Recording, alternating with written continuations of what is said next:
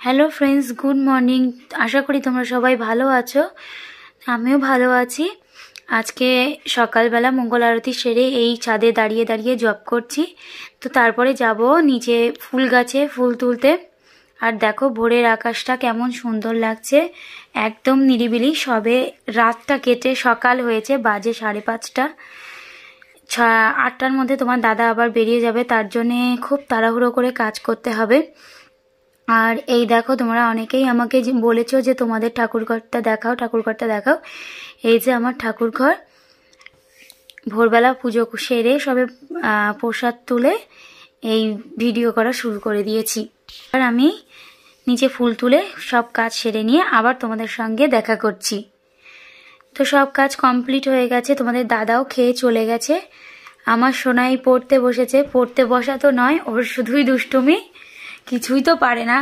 ওই একটু একটু একটু একটু মানে কথা বলতে শিখেছে, তারপরেই ওই ছড়া বলা এটা সেটা লিখতে শিখেছে একটু একটু। পিডিয়াশিওর খেয়ে সবে পড়তে বসেছে, তাই কত বাহানা। সকালবেলা পড়তে বসতে ভালো লাগছে না, স্কুল নেই। তার উপরে স্কুল নেই না, স্কুল আছে কিন্তু আমি নিয়ে যাইনি ওকে। স্কুল নেই মানে ওর পড়া বলতে কিছুই হবে না, ওই খেলাধুলোই করবে, পড়াশুনো নেই।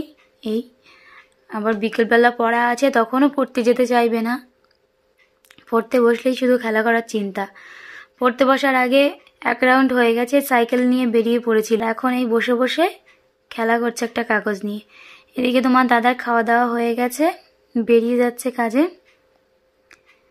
ও আবার বাড়ি ফিরতে 1টা-1:30 বেজে যাবে।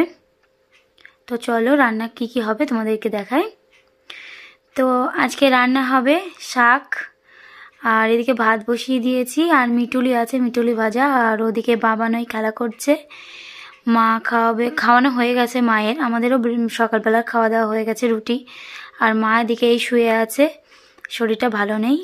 তো চলো বাদবাকি তোমাদের সঙ্গে পরে শেয়ার করছি। আজকে এইটুকু করলাম, আবার পরের ভিডিওতে একটু বেশি করে তোমাদের সঙ্গে শেয়ার করব।